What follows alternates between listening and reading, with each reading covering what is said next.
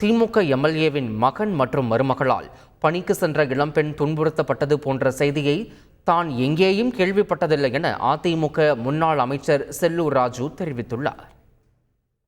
7 மாத காலங்கள், 1 மாதம் 2 மாதம் இல்ல, ரத்த கண்ணீர் வடிக்கிற மாதிரி இருக்கிறது. 7 மாத காலம் அந்த பெண்ணை சித்திரவதை செய்திருக்கிறார்கள்.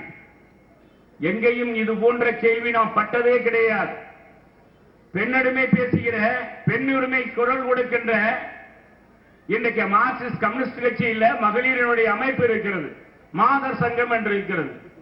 அதெல்லாம் புளியங்கா படிக்கிறார்களா? என்ன செய்து கொண்டிருக்கிறார்கள்?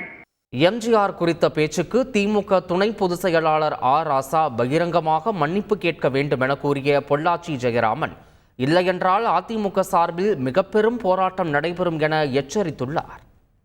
ஸ்பெக்ட்ரம் ராஜா காற்றிலே ஊழல் செய்து கொள்ளையடித்த ராஜா பேசிய பேச்சை ஸ்டாலின் அங்கீகரிக்கிறாரா அல்லது கண்டிக்கிறாரா?